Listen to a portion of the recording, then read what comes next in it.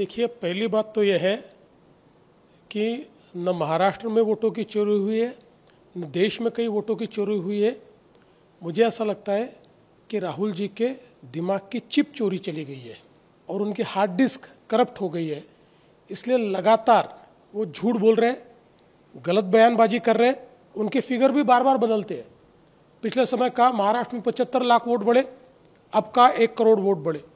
महाराष्ट्र के वोटों के बारे में पूरे फैक्ट्स एंड फिगर्स के साथ हमने उनको जवाब दिया। और मैं सबसे ज़्यादा आश्चर्यचकित इस बात से हूँ कि आप लगातार ये कहते हो कि वोटर लिस्ट में गड़बड़ी है, वोटर लिस्ट में गड़बड़ी है, तो फिर बिहार में कॉम्प्रिहेंसिव रिवीजन को आप क्यों विरोध कर रहे हो?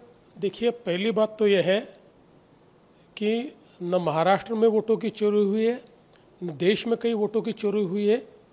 मुझे ऐसा लगता है कि राहुल जी के दिमाग की चिप चोरी चली गई है और उनकी हार्ड डिस्क करप्ट हो गई है। इसलिए लगातार वो झूठ बोल रहे, गलत बयानबाजी कर रहे और जनता का मैंडेट चोरी कर रहे हैं, लोकतंत्र को चोरी कर रहे हैं, लोकतंत्र ने दिया हुआ फैसला चोरी कर रहे हैं। और उनके फिगर भी बार बार बदलते हैं। पिछले समय कहा महाराष्ट्र में 75 लाख वोट बढ़े, अब कहा 1 करोड़ वोट बढ़े। महाराष्ट्र के वोटों के बारे में पूरे फैक्ट्स एंड फिगर्स के साथ हमने उनको जवाब दिया, उसके ऊपर वो जवाब नहीं दे पाए। इसलिए झूठ बोलकर अपनी हार को दबाने की कोशिश कर रहे, कवर फायरिंग कर रहे। उनको पता है आगे भी हारने वाले हैं, तब वो बोलेंगे मैं तो पहले कहता था। इस प्रकार की कवर फायरिंग उनकी चल रही है। और मैं सबसे ज़्यादा आश्चर्यचकित इस बात से हूँ कि आप लगातार ये कहते हो कि वोटर लिस्ट में गड़बड़ी है, वोटर लिस्ट में गड़बड़ी है, तो फिर बिहार में कॉम्प्रिहेंसिव रिवीजन को आप क्यों विरोध कर रहे हो? अगर वोटर लिस्ट में गड़बड़ी है तो वोटर लिस्ट सुधरेगी कैसे? कॉम्प्रिहेंसिव रिवीजन से।